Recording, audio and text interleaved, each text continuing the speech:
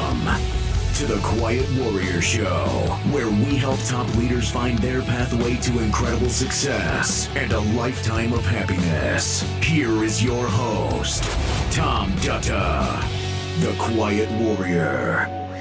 All right, everybody, welcome to the Quiet Warrior Show. Tom Dutta, like butter here.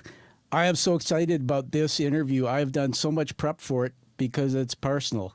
It's going to be fun. It's going to be fast-paced. You're going to learn a lot today. But before I bring on my guest, Mr. Rizwaan Abbas, I'd like to make a couple quick announcements. I've been talking about the show. It's been exploding, and I mean that in a good way, probably because of what you're doing, coming to the show. We have some great interviews lined up right through to October, but I want to just mention one because I'm going to tie it into the show today. I'm holding up a book here. If you're on the podcast, you can't see it. This is a book called Plan B, One Man's Journey from Tragedy to Triumph. Now, I'm in British Columbia, Canada. We have an international audience. This is Mike Harcourt. He was former mayor of Vancouver, premier of British Columbia, pretty influential dude, and he wrote this book. Well, what happened, and I remember it vividly, it was long ago, he was at his cottage on one of our what we call Gulf Islands. He had 2 pails of water. He was carrying it on his deck, and the water shifted. He was going to fill his hot tub, and the water shifted, and he fell off his deck, apparently 6 stories into the ocean. They found him face down. Today, he uses a walker. He still has some disability. Changed his life. He's going to talk about policy and what he's doing to make the world better. He calls it Plan B. So we're doing something creative for that. I've actually going in a studio to be face-to-face with him. But also, I'm going to tie this interview I'm doing with Mr. Abbas to that interview. And I'm going to open up a conversation with him about the topic we're going to talk about today and see where it goes with him. So pretty excited about that. Hey, in a tough world like this one, where we have so much going on that's not great, any of you have children out there or grandchildren? Wouldn't it be awesome if you could bring those children together in storytelling and maybe in a creative way in coloring? If you love that idea, check this out.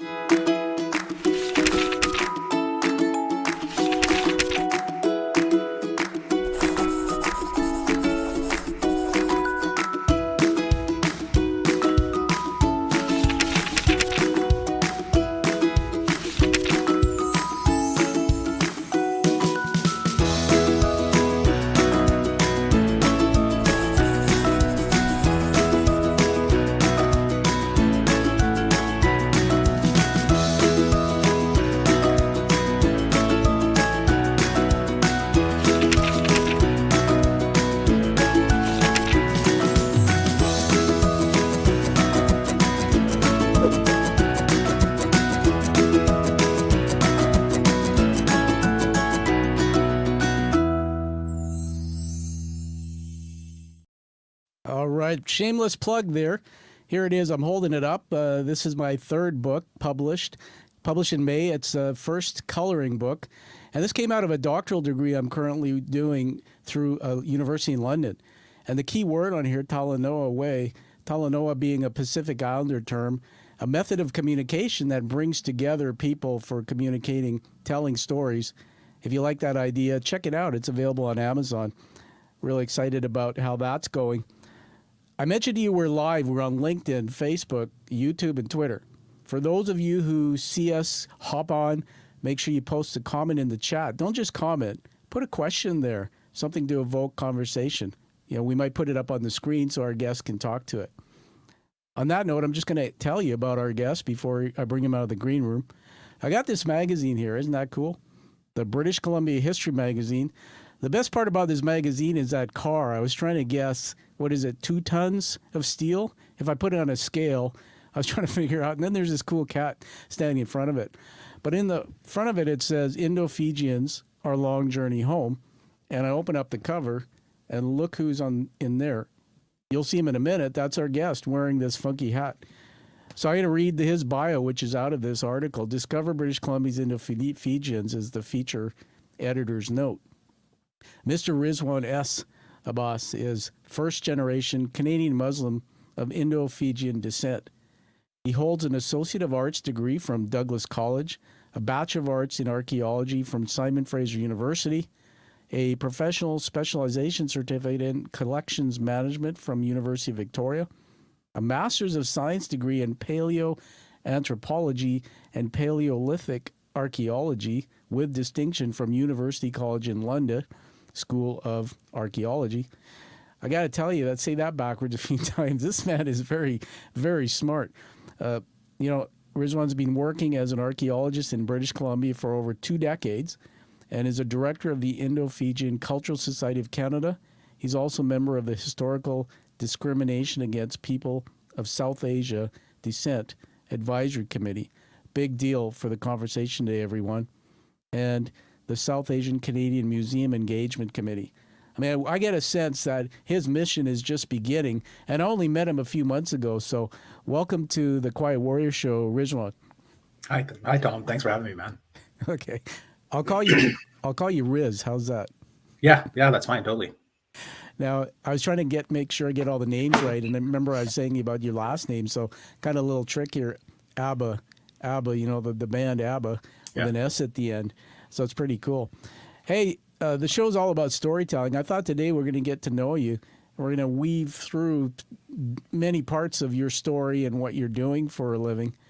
But before that, let me just ask you to tell everybody, where do you live? What part of the world are you in? Well, I live here in Vancouver, British Columbia, in one of the bedroom communities in Surrey, in Canada. And I grew up in southeastern British Columbia in a coal mining town called Sparwood in the Kootenays. So I think growing up in the Kootenays was just one of the best things that could have happened. And you and I met recently. Just for the sake of the audience, I walked into a room and you were doing a presentation. Just what was the topic or the day? You had a title for that. Yeah, well, that was May 14th, which traditionally in Fiji is known as GMIT Day. And that's a day that's celebrated as the first arrival of Indians from India to Fiji, which was May 14th. So we here in Canada, we celebrate it a little bit differently. As a matter of fact, we don't even celebrate it at all. We observe the day more like a Gurmitia Day, as opposed to talking about the institution that put the people into the shackles, the Gurmit, which is indentured labor, which we can talk about, of course. What we do is we honor the stories of the people themselves, the Gurmitias, our ancestors, the people who actually had to struggle, and through their resiliency and hard work is the reason why you and I are here today. And I think that's something that needs to be celebrated. But that can't be done until we actually start observing and honoring the stories of our ancestors. So that's what we're talking about that day. Yeah. Yeah, and for the audience sake, I mean, we're on visual here. If you listen to the podcast, come back and listen to this first part. It's very important. We're going to go on a journey with Rizwaan and into this history of indentured slavery in India and Fiji, a story I did not know until I walked into that room. I have to tell you that day changed my life. And I will reveal on the show today, so everybody has to stand right till the end. I'll reveal on the show today what I learned about my own ancestry just through learning this story and doing some research. So I'm very excited about it. But hey, we're not going to be talking heads, right? I'm not going to just sit here asking you questions. We're going to go into Platos Garden. Are you ready to go into Platos Garden? And you're probably saying, what the hell is that? Are you ready to do Platos Garden? Let's do it. Let me set it up, everybody. Yep, go ahead. Yeah, anything associated with Plato must be either interesting or fun. So let's give it a shot. All right, very good. So we're going to tidy all this up in the edit, but I'm going to go 3, 2, 1, and then I'm going to just put a little bumper music on, and then we're going to come back and get into Platos Garden. So 3, 2, 1. Have you ever wondered what it's like to connect the dots between what's going on in the world, what's going on in your sector or your work, or what's really going on deep inside you? Well, welcome to Platos Garden.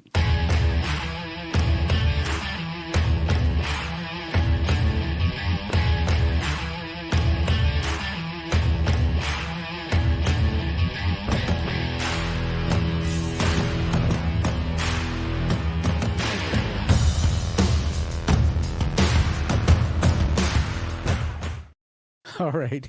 Let me put something on the screen here. Welcome to Plato's Garden. Plato's Garden. Who was Plato? And he was an Athenian philosopher during the classical period in ancient Greece. Now, Riz knows all this because he's an expert in these fields. But for the audience, he was this founder of the Platonist school of thought and the academy. Now, what's cool is the word academia. Academy comes from that. Apparently, this might have been the first institution of higher learning in the Western world. In my doctoral degree, one of the things they've taught me is that business people, Rizwaan, they say we don't do this very well. We don't do what's called critical thinking. We go fast. We're at work, we're thinking about our job. Then at home, maybe we're thinking about our family. But if we step back and we say, what's the influences of context of everything in Rizwaan's life? And we have three areas. One is macro. So what's happening in the real world around you, Rizwaan, that may have influenced your public works? And your public works are basically everything you're doing that's becoming part of the public, your book, your writings, etc. Two, meso. What was happening in your sector, your industry? So this is your work that influenced that public work. And then finally, my favorite is micro. This is you as an individual digging deep into who's the man. Well, let's humanize him. So what was happening in your personal life that may have influenced your public works, or sometimes I might call that your mission. So I'm going to take that off this screen, and we'll just get into some conversations now, and I'm going to throw out there just to get us going. I wrote a few questions down here for myself. The first one is sort of in the theme of academic foundations and cultural roots. So let me just throw this out, and we'll just riff on it, tell some stories. Rizwaan, your journey from academia to your current role as an archaeologist, I believe, has been deeply intertwined with your commitment to understanding and preserving Indo-Fijian heritage. So share how your early academic experiences, particularly in the studies of archaeology, paleoanthropology, and even your upbringing as a child through to your youth, shaped your passion for cultural preservation. Start back. Go back to when you were a kid. Tell us about who your parents were, anything you want. Sure, man. Yeah. My passion for archaeology undoubtedly starts with grade 7, Miss Holland's class in social studies. We learned about Homo habilis and Homo habilis, Homo erectus, and the evolution of humans, of people. Yeah. And it blew my mind. It just completely blew my mind that there were people that lived on this world before us that kind of looked like us, but weren't quite just like us. And there was this evolutionary pattern that happened. And that always stuck with me. And we also studied Egypt and Mesopotamia and these cultures that didn't exist anymore. And just the idea of having archaeologists go in and find the remnants of these people and try to identify their culture and build a culture out of this was fascinating to me. It was something that stuck with me for throughout high school.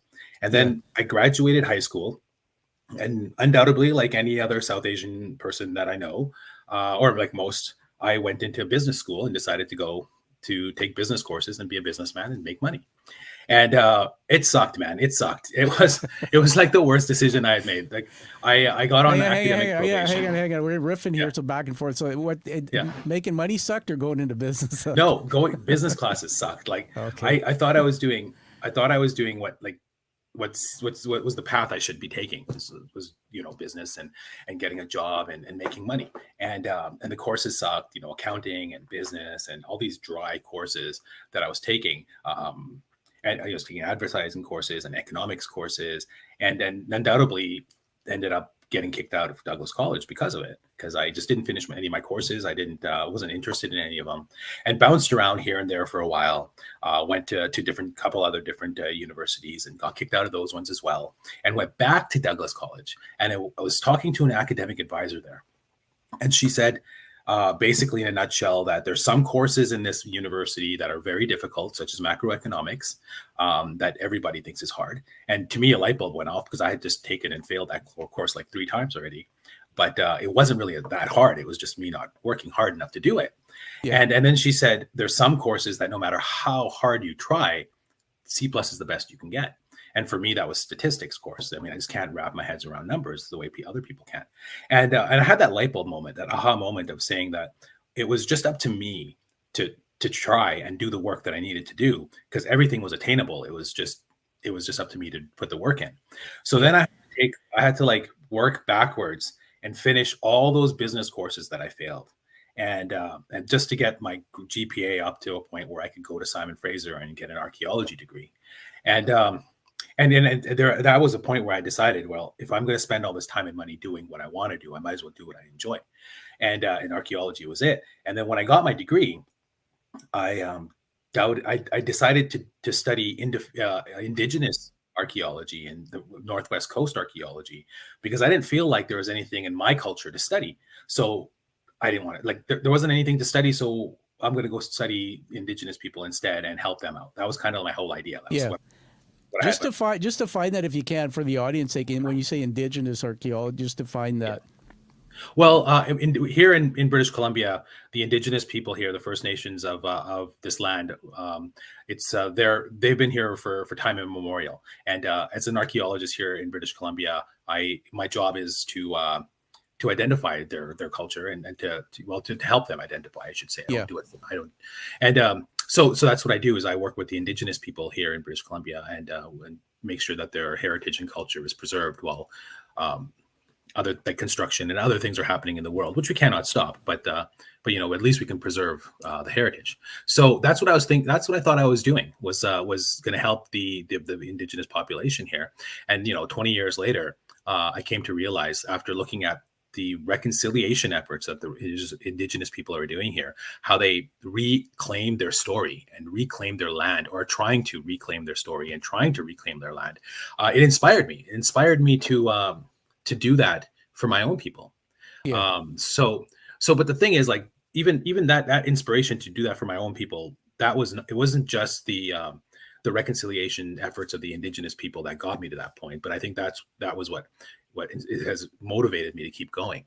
But as far as like going through school was considered, at undergrad, when I was very young, back in my 20s, there was a gentleman by the name of Richard who had a PhD already, and we were at field school. And he told me that you should wait about 5 years between degrees, just to get the work and the life experience that you should get between making a decision of where you should study next. And I kind of took that to heart, and that's what I did. So between, say, my undergrad, where I was studying indigenous archaeology, to my master's degree, there was a good 12 years actually of space between them. And in that time, I came to realize, I went to do my master's because I actually did it in Paleoanthropology and Paleolithic archaeology, which essentially is the study of human evolution and the study of their artifacts from 2.6 million to about 1.8 million years ago. So an artifact would be stuff that you would find in the ground, or if you're on a site, so they call it a dig, or just help me understand that. Yeah. An artifact would be anything that was manipulated by human hands. Yeah. So it could be any, like, two rocks banged together, and the flakes, that, like, the pieces that fall off of that, those would all be artifacts, and the rocks themselves. That's cool. So not just the actual arrowhead itself, but the pieces that fall off from making that arrowhead, those are all considered artifacts. That's interesting. So that's what I was studying, and the reason I did that was because I was motivated to do that back in grade 7. So I thought I'd go back to school and go back to doing what it was that I loved and pulled me into doing archaeology in the first place. But after I got out of my grad school, there wasn't really much. There wasn't much I could do as a paleoanthropologist without a PhD. And honestly, I wasn't ready to get a PhD in paleoanthropology. And I didn't really feel like that was something that I really wanted to hang my hat on. As you know, being a PhD student, after you do that, that's what you're an expert on. And it took me a couple more years. I think about eight more years between then and now, where I've come to be prepared in a place where I'm ready to do a PhD. But now it's more towards my Indo-Fijian culture and heritage, as opposed to archaeology. But there's obviously going to be an archaeology aspect to it too. Fingers crossed. Yeah. Oh, that's awesome. Everybody, we're with Rizwaan Abbas here, the Director of Indo-Fijian Cultural Society of Canada. You can see that on the screen if you're watching. This is fascinating. I just put back up on the screen there from Platos Garden. So, you can kind of see as we're talking to Rizwaan, I'm kind of thinking as you're talking, like the macro global world. When you said about Mrs. Holland, 7th grade, my mind went right back to my grade 7 teacher, Mrs. Helloffs. And it's really interesting, man, because I wrote about this in one of my first book, that I was, as a kid growing up with the color skin I have, and just for the sake of this conversation, my parents are from Fiji, my grandparents from India, and I came through England, where my dad was in the armed forces, to Canada at age 6. So, but when I came here, Riz, you probably had the same experience in some ways. There were trees everywhere. It wasn't as developed as it is today in terms of the areas where I grew up. And some funny things happened to me in school. I was picked on. It's called names, raghead, Hindu. And I was one of those sensitive kids. I was a little heavyweight too. And I remember I'd go home, but I'd be crying sometimes when my mom would stand me up, say, "Don't you ever let anybody say anything about you. You're just as good as them." Well, in school, I was ostracized a bit, and I kind of was a geeky, nerdy kid. So I had, one or two friends, was in the chess club, etc. But Mrs. Helloffs would bring me in and have me read stuff. She became sort of that mentor. And I got involved in learning about history and things. So I think we're kindred souls. It's kind of like our paths have crossed recently, but I'm going like, where was this man? I needed him back in my early life. So it's a real blessing. So we're weaving through your story. I want to go back to something you were talking about, the grade 7 era, et cetera. So you were born where? Sparwood. Sparwood, right. BC. Yeah. And, you were telling me some crazy things. So you got you have had some passions like hockey and other things. So you're just this average kid, right? Had some passions of sports and things like that. We were just like any other kid growing up in small town Canada. We played hockey. We played sports outside, road hockey all the time with our friends. But growing up in Sparwood, well, the one thing I didn't get to do though was I didn't get to play ice hockey. And part of that, I put some of that onus on me to not force my parents to put me in ice hockey. But it wasn't like a priority for my parents being immigrants to put their kids into ice hockey and play. So I never got to do that, but I got to play so much hockey and quench my thirst for playing ball hockey in the streets that even to this day, I still play competitively here in some ball hockey leagues. Yeah, everybody, we're bringing some history in here for those non-Canadians. I mean, hockey's, the Americans watched it like crazy, the NHL. Hey, man, I remember after school, I used to be at my friend Cliffy. His dad ran a printing press. He was there from Quebec, Caucasian family, young, wonderful guy. And Cliff had hair down to here like a rock star. And he would freeze. His dad had this big backyard, and there would be a cement slab. So it would get cold here in the winters. We would put some water down, freeze it, and basically in our running shoes or sneakers, play ball hockey. And as you said, I never forget, I don't know if you ever remember this, but we used to take our sticks and cut the ends off our wooden sticks. And I used to go to Canadian Tire, and they had these plastic or ends for the sticks. You would put it on, screw it on, and then you would go to the stove, turn it on in the kitchen, warm it up, and then put this wicked hook on it. And then you'd be basically, whacking that ball, and it would do all these weird things. And I'm just being crazy and silly here, but my mind goes in a journey creatively. I was thinking, like, man, that's kind of like the story of your life. It's like the ball didn't go straight. It went all over the damn place. I'll finish with this, and I'll give it back to you with a thought to riff on. That you said something, everyone. It's a teaching moment with Rizwaan here. You said a light bulb went on in your head. You were in school, and you used the term kicked out. I don't think you were kicked out. I think you were like, there's many stories like Einstein, Zuckerberg of Facebook, the guy did Microsoft, Gates, these very brilliant people, but they can't sit in a classroom and do the same thing over and over every day because they're so creative. They have this thirst to go out and do something with their brain. I think you, bro, you're that guy. I'm so impressed that you went back and got all of those educations, though. I wrote down here on my paper, do what I enjoy, and that's a big piece of it. And it makes me think about your mom and dad. So everybody, I'll give it back to you to talk about that. But our parents shape us. My dad died years ago. I didn't have a dad after age 12, but something growing up, man, kind of shaped you. Talk about your mom and dad, and who nurtured you, who shaped you, and how did that impact this work you're doing. And then we'll get into the next part of this story. Yeah, well, I mean, parents, like any other South Asian family, parents, mother especially, has been really important in my life. I mean, she's been, our counselor, advisor, therapist, sounding board, you name it. Yeah. She's still to this day. I mean, I'm 46 years old and I still rely on my mom for everything. So, that's my mom has been a support system that I can't shake. But my dad, on the other hand, has also been kind of like, your typical South Asian dad too. Like he worked his butt off, and that's what he did. He worked to give us a life. He worked to give us a life here in Canada. He came to Canada in 1973 with $20 in his pocket, and excuse me, he passed away 4 years ago in 2020. His net worth was $1 million, over $1 million. Like, he lived the Canadian dream. He came here to do what he set out to do. He came here to build a life for his family. He took advantage of living in this country, and the country gave him the things that Fiji couldn't offer to him.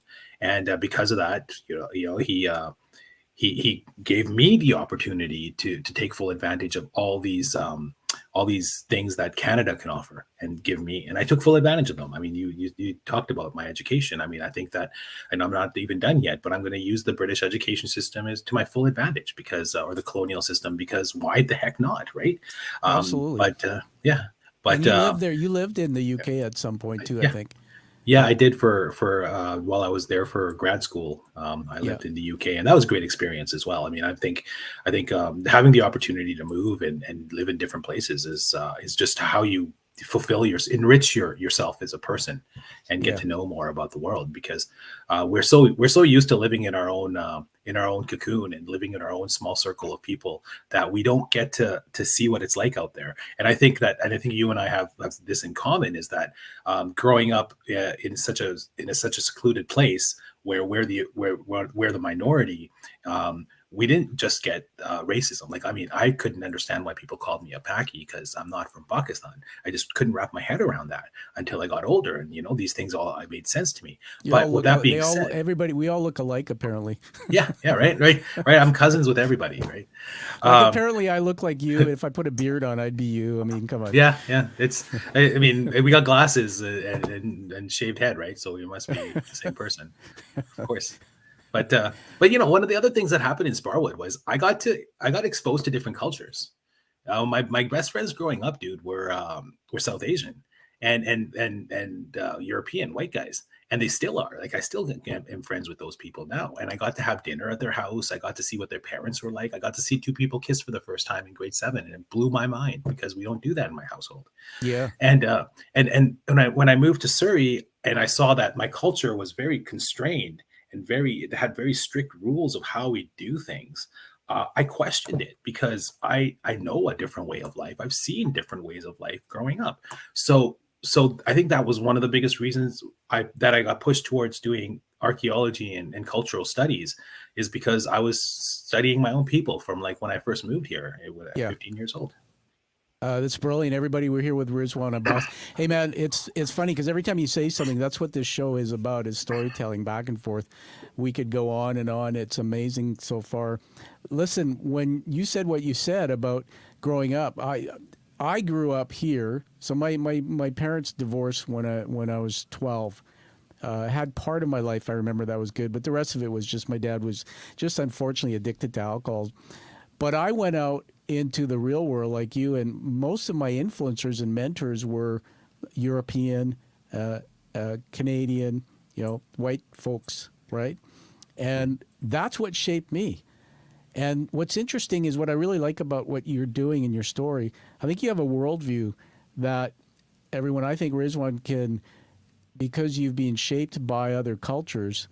The word assimilation, maybe you can just talk about that too. But there's a lot of people who come to this country who ask me, Tom, how did you get to be a high-level leader? How did you get to do this? Because of the color of your skin, we talk funny. And I'm going, like, assimilation, man. Go outside of your comfort zone and learn from others, and try to adopt some of that in your way of life, but preserve your main heritage. So I'm going to throw out a second question here that we can kind of riff on, because we're going to take a turn into this next fascinating part of your work. I call this confronting historical injustices. Let me just throw this out there. Your involvement with committees and things addressing historical discrimination against South Asians in Vancouver It speaks to a broader mission of justice and education to me. How do you see the work of confronting these historical injustices influencing both your personal identity and your professional mission? I know it's a loaded question. There's a lot in there. The Gurmit thing kind of plays into that. So go. Tell us about that. Yeah. Well, I think this is a great opportunity for me to quote my favorite line. This is what I like to say. If history is written by the victors, there comes a point in time in history that the victims themselves write their own history. You may not like it. It may make you feel uncomfortable, but it's our history nonetheless. And I feel like that's where we are in society right now. We're at a point where the conquered, the minorities, the people who don't have a voice, are not just speaking up, but they're starting to come to realize that our story has value, that our story has history, and our history needs to be told. And I think that we're just on the precipice of that with the Indo-Fijian with the Indo-Fijian people and our culture. But this is where the reconciliation effort of the Indigenous people has been so important to what I'm trying to do, is because I see their examples, and you see it in the streets. You drive up to Whistler and you see the signs that are written in Indigenous languages. You don't have to read those signs. You don't have to understand what they mean, but you know that Indigenous people are here because of those things, and that's something that we're trying to do with our society here in Canada and in British Columbia, is to try to create a culture identity for ourselves. Yeah, I'm going to throw some on the screen here. I mentioned to you before we went live that I created a PowerPoint. After meeting Rizwaan, everybody, and learning about this chapter in Indo-Fijian history, I created this PowerPoint with some things. Just get into that, the indentured slave system. I'll just read it off the screen there for those on the podcast. Indentured labor system that transported over 60,000 Indians from India to the British colony of Fiji between 1879 and 1916. So that day I walked in that room with you, man, I never knew this story.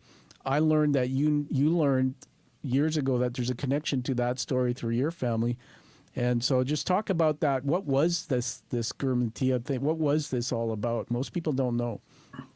Well, yeah, most people don't know. And it's not something that's taught. It's not something that's talked about or discussed between families and between people, because it talks about a lot of injustice that happened and a lot of hardship that happened to our Indo-Fijian ancestors. Yeah. So after the abolishment of slavery, the colonial industry of the world needed some sort of cheap labor. So they came up with this idea of indentured labor, where you would sign contracts, and you sign people up with a contract, and they have a certain list of provisions of what they get in return for a certain amount of work that they do. So it could be anywhere from 5 years or 10 years or whatever the contract is. So that's the way they kind of circumvented the slavery system, was to have kind of this chattel, what I like to call a chattel system. So you can pretty much own these people for the next 5 years. Now you have to understand that if this system was on the up and up, then it would be above board right from the beginning, but it never was. Like right from the beginning, the recruiters who picked the future indentured laborers, they went and found the vulnerable, they found the weak, they found the greedy, they found the needy, the helpless, they found the vulnerable people in society in India, and got them, entrapped them, lied to them, told them about these great stories of great pay for easy work, and played to their base human emotions. Yeah. And the thing was just used systematically to break down the Indian people. Like, for example, once you agreed to do this, they put you in a depot where you had to sit there for a few days and get all the paperwork done and whatnot before you were shipped off. But while you were in the depot, you had to eat with people of different castes or different religions. And now these are social taboos, man. This is something Absolutely. That you can't do in culture. Totally. And the colonial people who set the system up knew that. They knew, I mean, don't tell me they didn't know this stuff. They wrote books about this stuff. So They knew that the second that we got this person into the walls and they sat there and ate, they would not be able to go back to their home, because they've now lost their caste, they've lost their status in society, and they'll be shunned. So at that point, they're pretty much forced now to have to go to Fiji, a place they don't even know how far it is, right? And they end up going there. Wow. Let me just jump in and riff on that. Keep that in your mind where you're at there. When I heard about this story, everybody, that day I was in the room when you were doing your presentation, it really got to me. And then I heard many people, young people in that room, talking about how this generation now they don't even know who they are. And the thing when you said that story, I'm not laughing about it, I'm just chuckling because it's how I deal with painful things. That when you said about this taboo, like my dad told me that we're Brahmins, right? And I never really understood a lot about the caste system, but I've educated myself. But when you said taboo, it reminded me because we talk about Indigenous peoples as well here.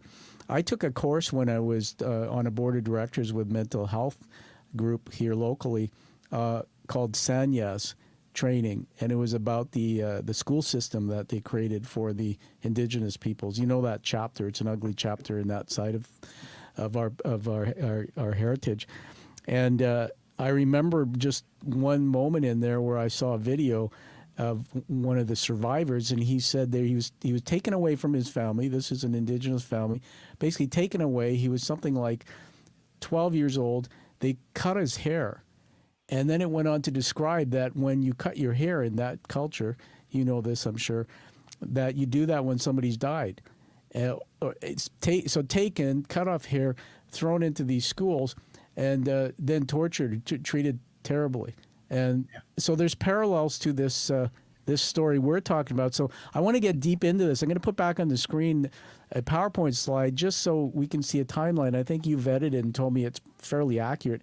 Just take us through quickly sort of the timeline of this this history.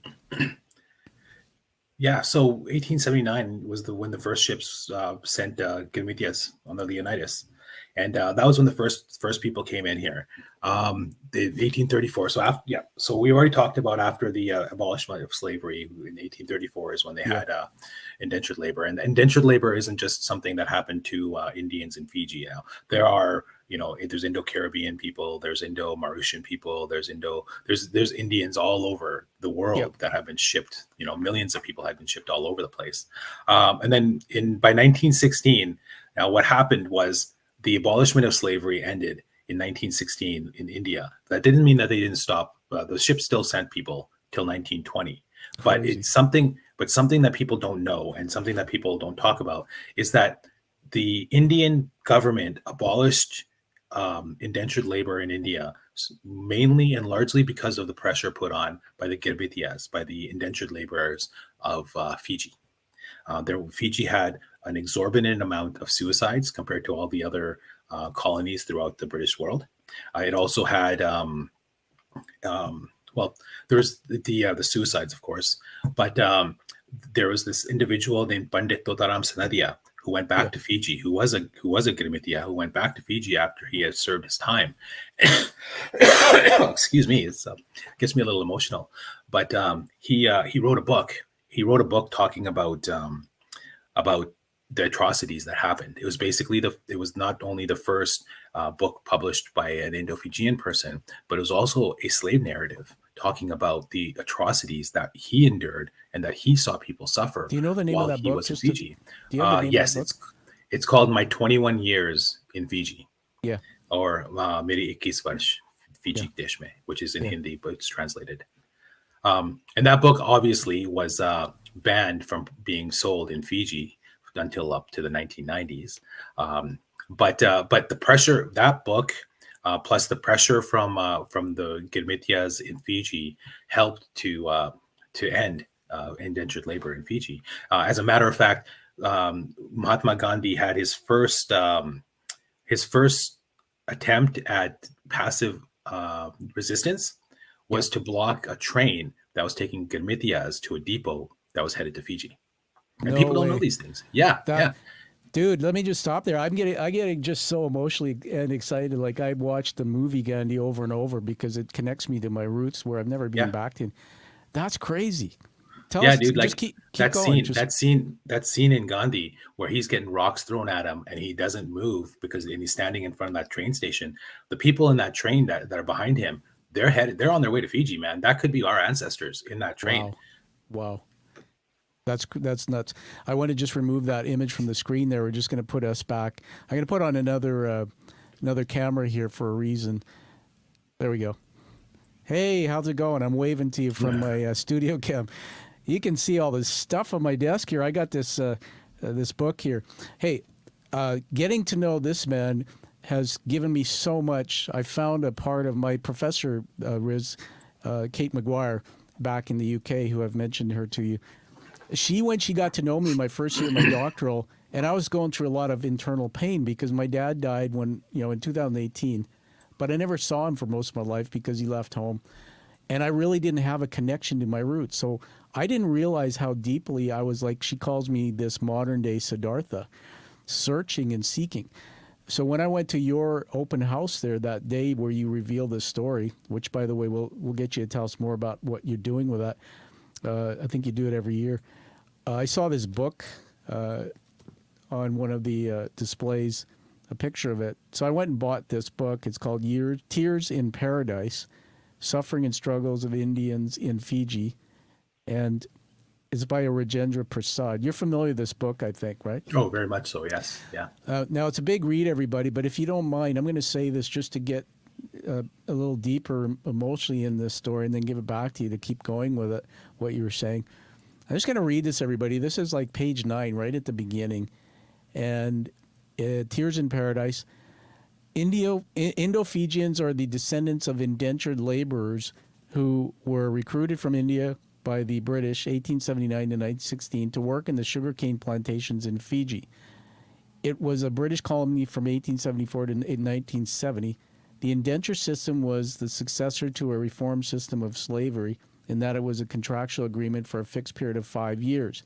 Under the indenture system, the British from 1934 to 1916 recruited Indian nationals from its colonial outposts. 60,553 indentured laborers were recruited for Fiji under that system. The last piece here, it gets harder. The terms and conditions of the contract bound the recruits for 9 hours of work per day, 5.5 days per week. The employers were to provide accommodation, medical facilities, including rations for the first 6 months. Each adult male 15 years and over received 1 shilling per day. An adult female received 9 pence per day. The assignment of work was generally by task. Women were expected to do 3/4 of a man's. After 10 years residence, the recruits qualified for a free return passage to India, or they could return to India at their own expense upon completion of their 5-year term of indenture. It was a system of manipulation, domination, intimidation, exploitation of human labor. Mental and physical violence were mercilessly used to increase productivity and raise the profitability of the economy. The book is so detailed with horrific, through the eyes of this guy who wrote it, stories. Tell me how you feel when you hear me say that, and tell me more. Take us back into that chapter you were just describing. Well, what you talk about seems, Rajendra Prasad's book itself is a very charged emotional book. When I read it, there's points where I had to put it down and wipe tears from my eyes. It's a very strong, powerful book. He uses very descriptive words and he doesn't hold back. With that being said, I think what you just read was fairly tame to people who don't have the context of what actually was happening here. Now, the idea was, sure, you were going to get paid a certain amount of money for a certain task, but when you got off the boat, and there's documented evidence of this, the overseer would come to you and be like, I own you now for the next 5 years. So they did. They treated these people worse than cattle. They housed them worse than they housed their horses. My God. They gave them inadequate food without the amount of nutrients needed, and not enough food for a whole 7 days. Now you have to understand that in these kinds of squalor that they were living in, and let's not talk about the filth of the actual living conditions. It was like coolie huts. I saw at your presentation, sort of images. Yeah, and the coolie huts were no, actually, you know what? Just go there, describe it, just for the sake of this. People need to get into this feeling. Sure. The coolie huts themselves are the houses themselves had no privacy. That was one of the things that was, I think, probably the worst part about it. So the walls didn't go all the way up to the roof because of ventilation issues. So they had this hole up at the top. Now, a family of 4 lived in one house with one room, and right next to them, sharing them with them, would be a group of 4 men. Now, there's no privacy there. Like women were consistently and constantly bombarded with advances of whether it be Gurmitias or worse more, the Yeah. overseers themselves. And one of the worst parts was they recruited 3 men for every 1 woman. So there wasn't even enough women around. So like we talked about suicides before, one of the other issues that men had was that they had constantly, there would be fights over women, and suicides and murders happening because of stuff like that. Wow. What and now I'm starting to get into the effects of indentured labor, and we can talk about that after. Like, Yeah. let's just talk about what the indentured labor itself did. I mean, it was just lies, and basically it was the overseer's mission to make sure that you left with more money owed to him Yeah. than money in your pocket. Yeah. So living expenses, housing expenses, all these things they would like nickel and dime you for. Or if you didn't finish a task, then you can get jailed, or you can get beat. There's so many things that could happen to you. Like, this was basically slavery in a different form. Man, And I don't like to use yeah, sorry. I can't imagine. I'm trying to visualize being 17 years old and being in that environment. So just keep going. Sorry. And I try I try my hardest not to say slavery, because true slavery, you don't have freedom. Yeah. So our ancestors, they had some freedoms, and after 5 years they were free, but they were broken in those 5 years. And when they came out of that, they didn't come out better people at all. And that's the thing that nobody talks about. And that's the trickle down effect to the 4 or 5 generations that are here. Like your dad and his alcoholism. It's not, I mean, there's a trickle down effect of all of these things that happened from only his grandfather, right? Because his grandfather was a Girmitia, and his dad was treated the way his grandfather was treated by his overseer. Then it's only, it's a matter of time before somebody has to identify it. We have to stop this thing. And that's what we're trying to do with the society, is we're trying to get to these mental health issues. Yeah. Tell me what you see on the screen there. Just read that out loud. Sure. I, the undersigned, do hereby voluntarily agree to proceed to the colony of Fiji and to serve there for a term of 5 years on the same terms and conditions as other Indian immigrants. So that's basically the oath that they took, right? Yeah. And the thing is with that oath is it's in English, and they were told in court, this is the oath. Do you agree to it? Now I can speak Hindi, and there's a lot of people in your country now. If I can, there's lots of countries in the world right now that are listening. Now, what if I just started breaking out in Hindi right now and got you to agree to something for me, without you understanding anything about what you were agreeing to? This is what was happening. They were pushing out like 60 people every 20 minutes through the court system. Do you agree with what was agreed upon? Do you agree with what was agreed upon? Do you agree with what you were agreed upon? I mean, it was a farce. Like, this is how the colonial system, covers their butt. It's like, they made an oath. Yeah. Okay. I want to put something on the screen. Everybody with Rizwaan Abbas, we're talking about this chapter, a horrible chapter, indentured slaves. You see on the thumbnail for the show, today's show, that I put up on the screen. For those on the podcast, you can't see it, but there's a picture of a piece of paper there. That's the actual contract, right? Yes, that's the actual indent. That's that's not the contract. That's the boarding pass. The boarding pass. The boarding pass to get to Fiji on the ships. And you have a wonderful Canadianized accent, but you can say Fiji Indian words with a nice flair, because I don't have that. The word Gurmit, I learned this in the presentation at your day there. The Indians couldn't say contract, so I think that's where the word Gurmit came from, right? Yeah, the word Girmit is actually a derivative of the word agreement. Agreement. Okay. So okay, here's my worst English accent, but sorry, chap, you have to come to work today. We have an agreement, right? So this is, that's what they said. So right? Agreement. Yeah. So here we have our ancestors who, don't speak the language and don't understand English at all. So ka kari bhaiya bolin girmit kare ke badi, right? So you have agreement, and it kind of, the derivative of the word agreement, the best they could come out with was girmit. And that's what the word means. But what I've tried to do through my work and through my work mainly, is to change the meaning of the word Gilmit, because that word has been used historically in a very colonial context. Yeah. We have, like, in Fiji, you have Gilmit Day. We have, everyone always talks, when you talk about the history of our people, it's always in the context of Gilmit. As a matter of fact, there's a documentary that's coming out just this month about the indentured labor in Fiji, but the title is Gilmit. So once again, the title is about indentured labor, the agreement, as opposed to about Gilmitias being the people themselves. So what we try to do here in Canada is we try to focus our story on Gilmitias, the people. So Yeah. we can talk about our people using our words, our stories, and what we identify with, instead of coming with it from an apologist's perspective and talking about the shackles of indentured labor and talking about Gilmit. At the very least, what I want people to do, right, is I want people to walk away from a conversation that we have and know something about our culture, know something about our people. And when we talk about Gilmit, you have a person come up to us and say, well, what does Gilmit mean?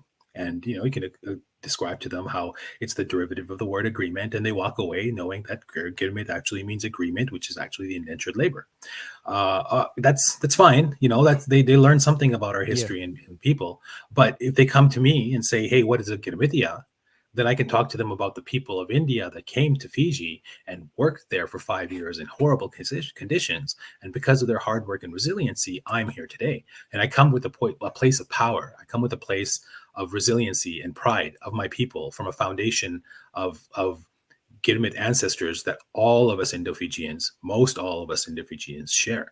And that's something that they don't want us to have. It's a colonial construct. Let's just keep it talking about Gilmit and celebrating the tears Yeah. and the horror, instead of talking about the resiliency and the sacrifice.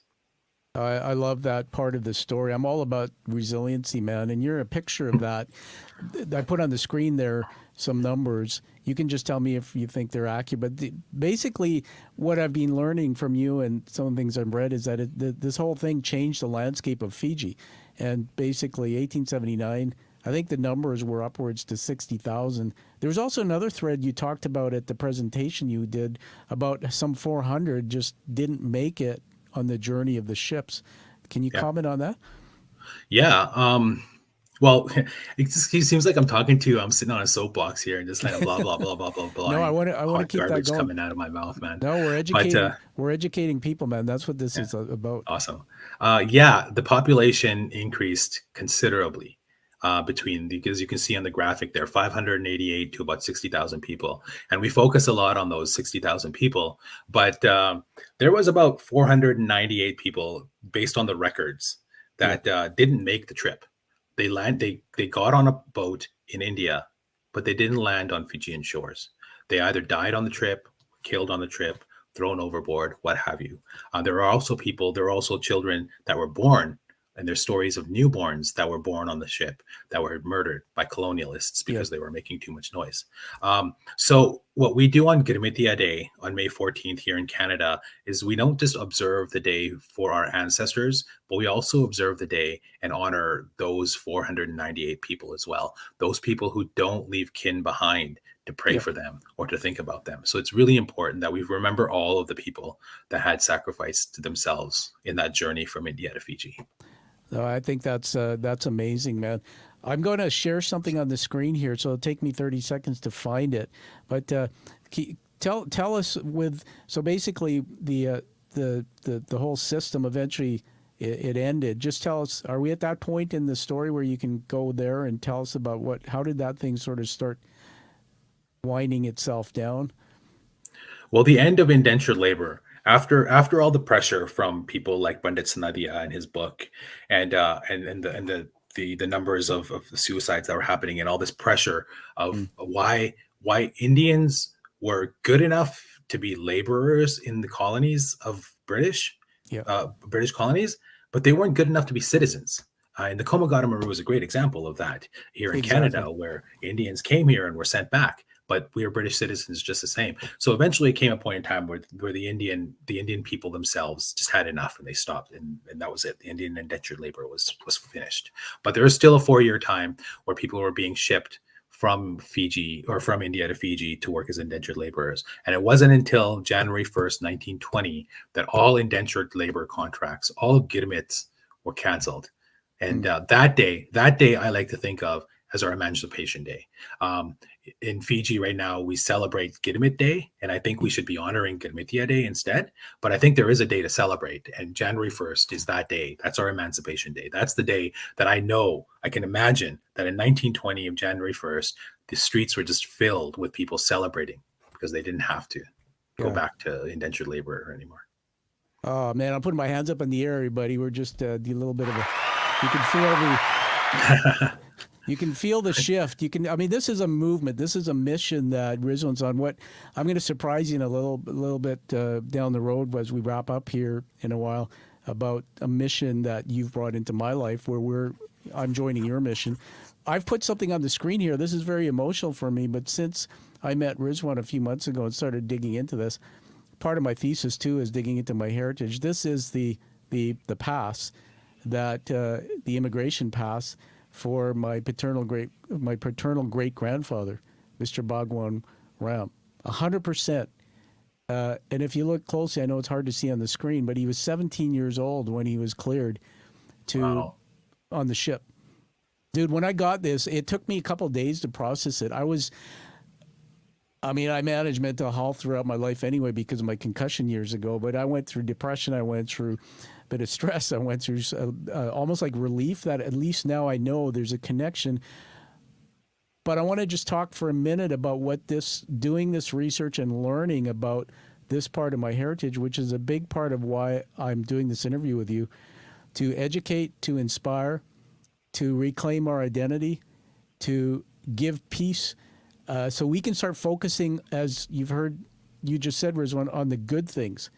We can start focusing on the good things about our heritage. So here's the thing. That was my paternal great-grandfather. Here's what I've learned about my grandfather. My dad wrote an article. He was a writer, and he had a little magazine and stuff. But I found this article through that research where my dad wrote it to celebrate a birthday of one of his family members. This was like in the early 2000s. And my grandfather was obviously my dad's dad, right? That pass is for my paternal grandfather, which is his dad's dad.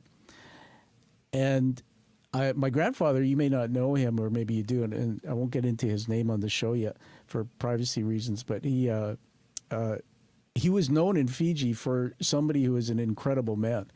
He had a corner store. My dad said they used to call him Lali Mirage, and my dad wrote in the article that the word Lali, I guess in the native language, is candy. So he would give out candy to all the kids who would come by. And as I read more and more about the story about him, my granddad, he looked after 20 different families. So think about this, man. And this is really emotional. I miss my dad so much. I wish he was here. He'd be proud of you and what we're doing. But my dad was a raging alcoholic, and he ruined his life, man. And as you know, the celebration part of that is I learned that after 22 years, my dad was actually, he was in AA, but he was in the communities. And they said at his funeral, he was a pillar. He would help so many people. He'd go into prisons and talk to people, etc.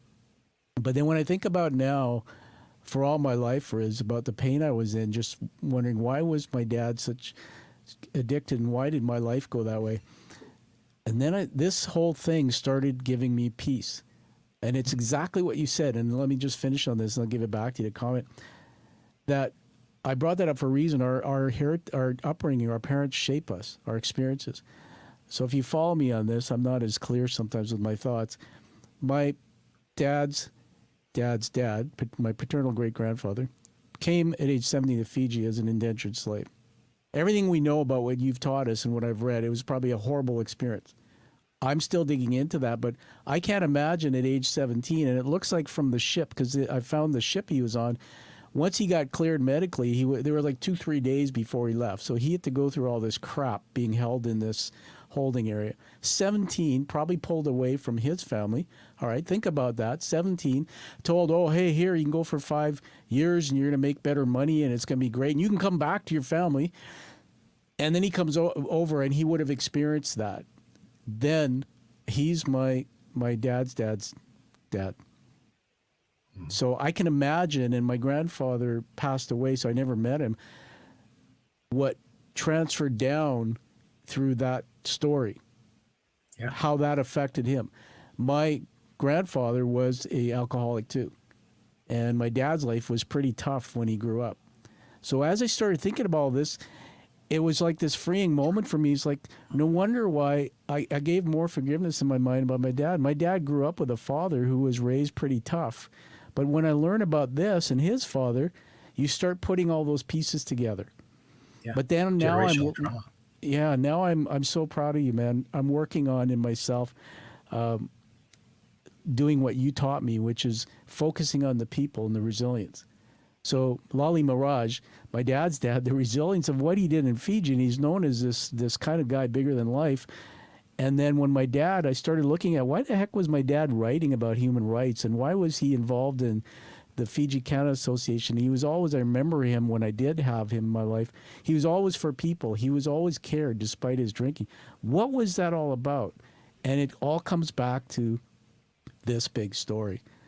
I just want to say thank you for letting me ramble and throw up on you on that. But I have to say thanks, and I'm going to pass it back to you to give me some relief for a minute. But everybody, what I do want to say to you is we want to use this interview, and we're going to do a lot more work, connect to Rizwaan for the education piece, to find your connections and your heritage so you can celebrate.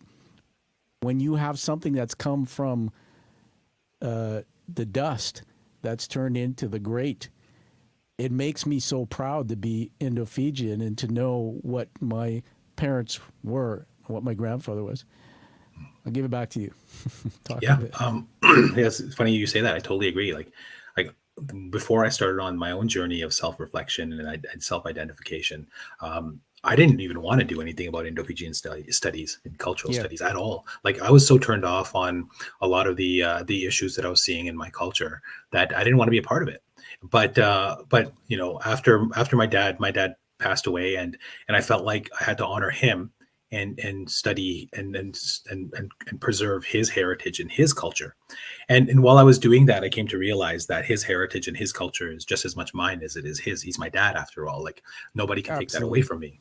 And I really owned it. But it wasn't until I started identifying all these traumas that were happening to us historically that I started understanding how that generational trauma was trickling in to my culture. And how, and one of the biggest reasons, like say, why we're crabs in a bucket, for example, why we always love pulling each other down and not having one of us become better than the other, is because we don't have that's a self-identification, that pride in ourselves to be proud of who we are as a collective group. And the more we study about our history, the more pride we get in as a collective group, because we have a foundation, man. We have our GMIT ancestors who are that rock, that solid foundation we can build upon. We just need to identify them, not just on a personal level, but on a macro level as a group of people as well. And the coolest thing is like that paths of yours, right? Because you can always find them in the personal level too, because there is one of them, two of them, four of them that are related directly to us, to each and every one of us. Yeah, unbelievable. And that was something that someone in that room that day when we were hearing your presentation said, that every Fijian in its community in Canada has some connection to this story. Yeah, pretty amazing. Yep. Very proud of that. Hey, we're doing well. What a great conversation. I have a couple surprises for you. Are you ready to get surprised? Sure, let's do it. Okay. I think quite frankly, we did a good job. You did a good job defining that chapter, and this will be such a great educational piece. What I'm thinking of doing, Riz, and we can talk offline, is doing it, maybe having you and I do it together, but using something like that PowerPoint, but doing an educational video where instead of, we strip out the stories and things, because we've done that, but I can have a separate item that I can bolt on, because I'm trying to going to release all this sort of as a series, right? So meet the man who introduced me to this chapter that found celebration in my life. Here's, by the way, the facts. So we can work on that together if you're open for that. Yeah, sure. I mean, any opportunity to increase the Indo-Fijian culture here in Canada or in the world, I mean, I'm always down for that. All right, great. So Now I'm going to put something on the screen here. And this is a new segment I've been trying out, and we've been having, I think it's fun. A lot of people have received it well. It's called Imagining with AI. So are you ready to imagine with AI? Sure, let's do this. Okay. You probably wonder what have I got myself into, right? So just let me put this up on the screen here. All right, so I'm going to set this up, do a 3, 2, 1, put on a little quick sound effect. But I want to just tell you, all you got to do is when I share on screen something, I'm going to tell you what I want you to do, okay? You just have to look and engage. You can be yourself if you have emotions or you want to smile or laugh at what I put up there. But don't say anything until I tell you what I want you to do, okay? Okay. All right, stand by. Imagining with AI. Hey, do you know what AI is? Artificial intelligence. Well, everyone, I embrace it. And so, me and my pal AI, ChatGPT, had a conversation. And I said, hey, I want to create 3 images. And in AI, there's some tools. And one of them is called DALL-E. It's an image creator. So I thought, wow, how can I spice this up so Rizwaan loves me even more? I want to create 3 pictures of this, the past Rizwaan Abbas, the present Rizwaan, and the future Rizwaan. 3 images. So what I did, if you don't know AI, I did all the research through everything I learned about you, Rizwaan. I fed it into ChatGPT and I started collaborating. So this is my work too. I said, all right, here's the man. Here's his bio. Here's what I know about him from the past. Here's the present. Oh, hey, what will the world look like when he's finished with it? Or what will the future look like based on the mission that he's on, which many of you heard about today? All right, so are you ready? Okay, here's what we're going to do. I'm going to basically put on the screen a slide. Your number one job is just to watch it, to let the emotion feel in, and I'm going to, when I say, tell me one word you're feeling, I want one emotion, one word, okay, that you feel when you see that image. Okay. You got it? All right. So drum roll, please. The past Rizwaan Abbas, this is what they came up with. Past Rizwaan, I called this Roots of Identity. Look at that handsome guy. The descriptor, you can't see this in the podcast, but on the video you'll see it. Rizwaan's early years were shaped by a strong academic focus, commitment to understanding the cultural roots of his Indo-Fijian heritage. This period laid the foundation for his future work in archaeology and cultural preservation. And he pursued advanced studies in archaeology, gradually uncovering the layers of his history that would define his career. One word. Studious, yeah. Okay. Yeah. I mean, I like that. I like that I got hair at least. That's a good thing. Sorry, podcasters, you'll have to watch the YouTube premiere video when it's out because you got to see these photos. All right, here we go. Are you ready for the present Rizwaan Abbas? Drum roll, please. Here we go. Okay. I love this photo, and there's actually several iterations, dude. And where it started, it was like, what is that? Okay, the Guardian of Heritage. This is what I created the titles. The Guardian of Heritage is the present Rizwaan Abbas. Today, Rizwaan Abbas is a dedicated archaeologist actively involved in preserving the cultural heritage of both the Indo-Fijian community and the Semiahmoo First Nation. His work is a testament to his deep commitment to ensuring that the stories of these cultures are told and remembered for generations to come. Yeah. One word. Yeah, man, that's cool. Yeah, that's cool. I love it. That's cool. What you're also seeing, and come back and watch this again, because these are teaching moments. I'm taking you on a journey, but I want everybody, when you watch this again, to look at Rizwaan's body language, look at what's happening in his face. When he's looking at these photos, you can see this incredible shift in him. And so that says a lot about how connected he is. Okay, finally. I like the excavation tools. Those aren't actual real shovels and picks. I like that. Yeah. Yeah, that's awesome. Yeah, thank you. Yeah, he's talking about the picture we're looking at about the present Rizwaan, everyone, and you see some of those tools. All right, drum roll, please. Are you ready for the future? All right. There it is. My goodness. The future, we call this the legacy of cultural revival. Looking into the future, Rizwaan Abbas's work in cultural preservation has left an indelible mark on society. His efforts have culminated in a cultural renaissance, with future generations engaging with Indo-Fijian and Indigenous Canadian histories through advanced interactive exhibits that ensure these stories are never forgotten. Take it all in, one word. Yeah. I don't know. That's a little much. This one. That's I don't know. I don't even know. I got no words. I got no words for you, man. That's Well, that's the best. That's the best answer. No words. But if you take your body language, what's happening with your face and everything, there's something deep there. You're a man who I believe, and I haven't come to, you're very humble. One of the things I ask you to do is dig deep and accept your greatness, how good you are. This to me, even though it's envisioned by AI, when you look at this image, everybody, if you can see it, you see this future where Rizwaan's looking at his future self, but he's looking at some of the shifts that he's made in the world. You see Indo-Fijian, Indigenous Canadian. You see a whole bunch of things going on there. Pretty fantastic. So congratulations. We'll give you a round of applause. What do you think of that tour? It's cool. Actually, if I keep, and I'm going to be honest with you, man.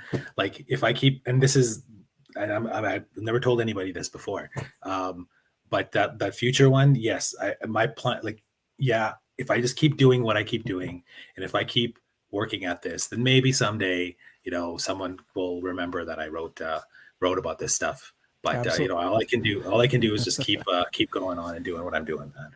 Well, thank you for saying that, and it is.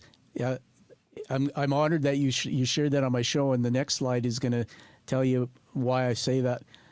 There's a saying that in life things are created twice, once in thought, second in the physical equivalent.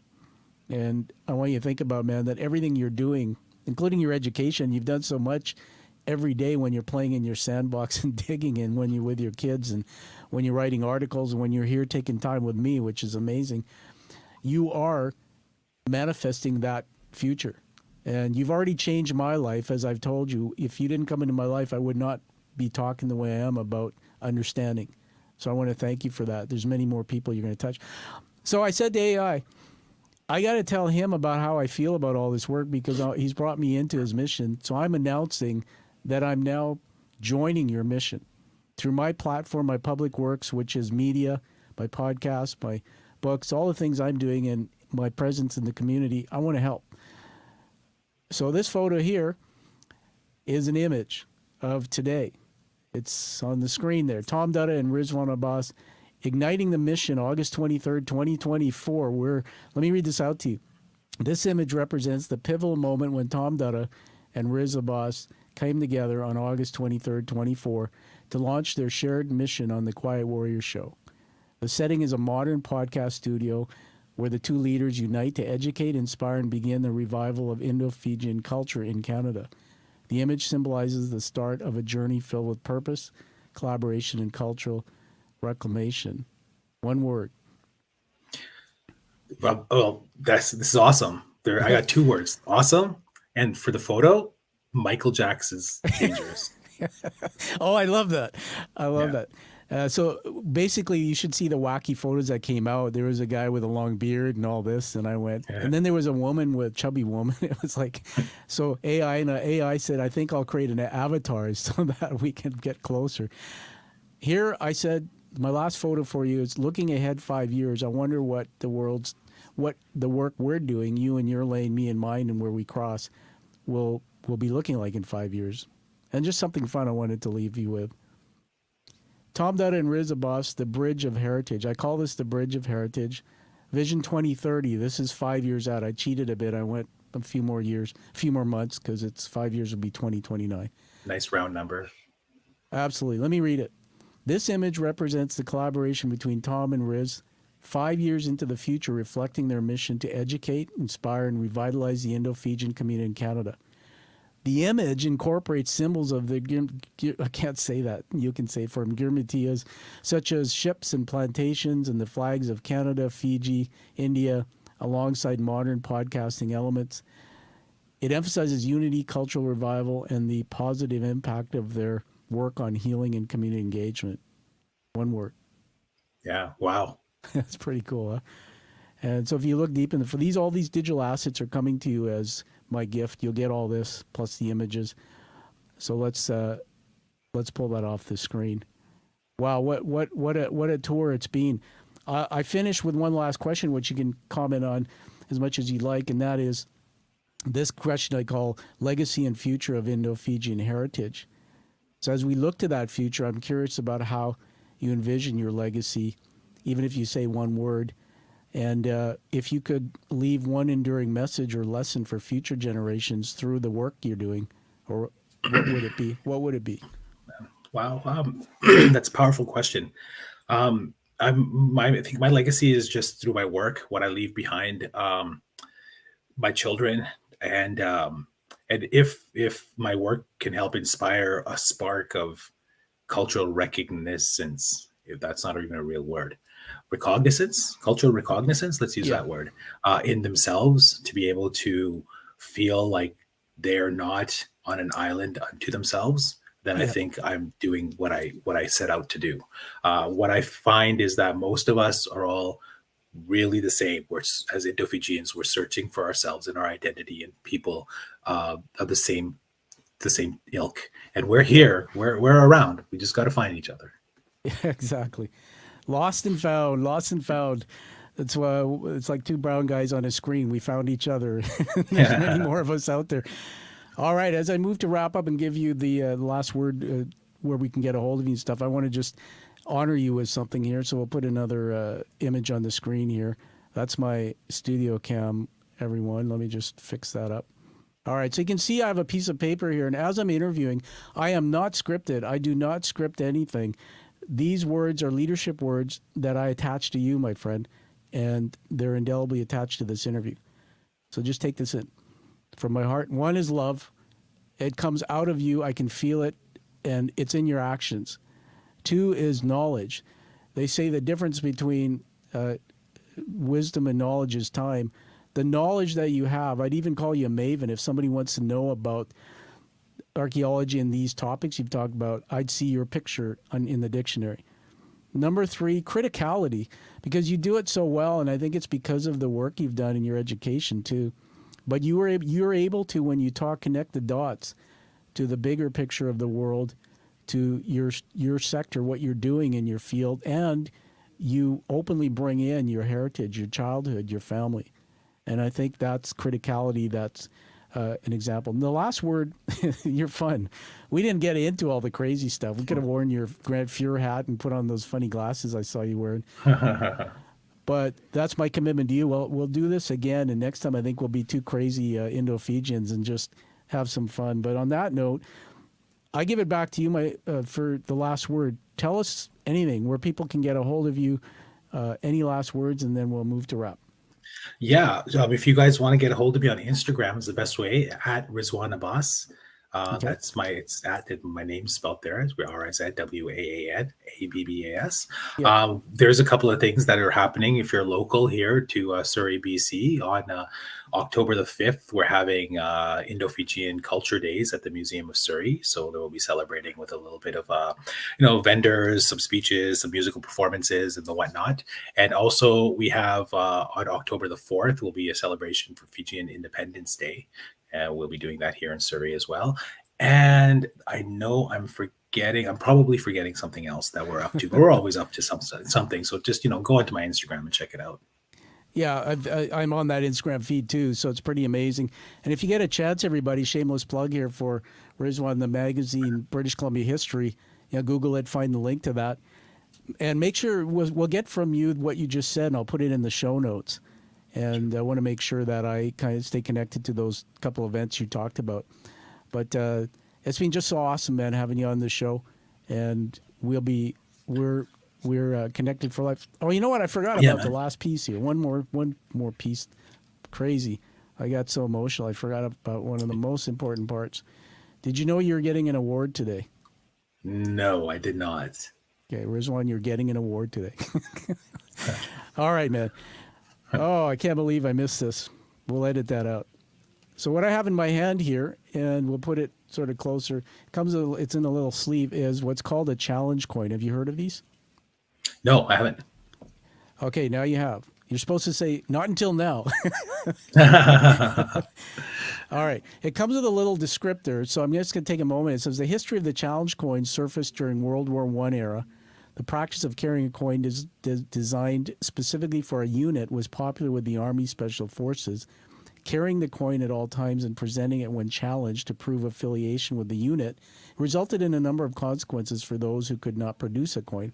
Most popular required the coinless soldier to buy a round of drinks. That practice continues to be popular today. These challenge coins you can find with first responders, teachers, any organization around the world. Challenge coins exist in a big way. So when I started the show back in 2017, I wanted to create something special because the people coming to the show are the 1%, I believe, of the world who have taken adversity, setbacks, painful moments in their history and turned it into something to serve and change the world. And so I created this challenge coin. So the front of it is the image of the show. They're hand-painted and crafted. They're pretty hefty. They're made in the U.S. The image of the Quiet Warrior show. I think it's just fabulous. And the back of it is really intricately outlining the hero's journey narrative by Joseph Campbell. And that narrative of the journey we take when we have a calling and we go on this journey to dig and learn, no pun, and then come back with a purpose to do something meaningful to change the world. So congratulations and welcome to the Quiet Warrior community. These coins are now in 19 countries. There's now maybe close to 200 and maybe 250 Quiet Warriors in the world. Welcome aboard. Cool. Thanks, man.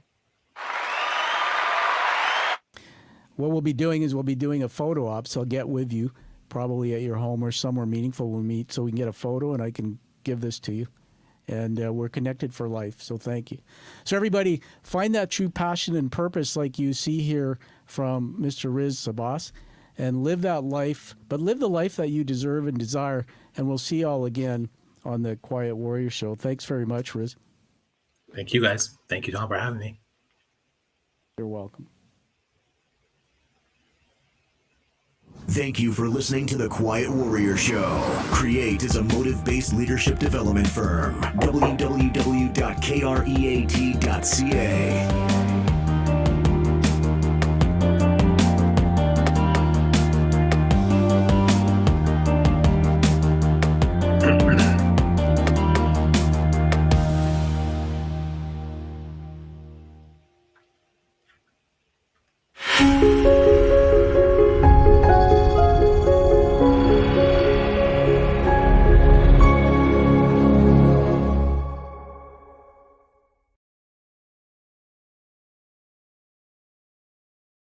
Just taking us offline. We're still live, so I'm hitting the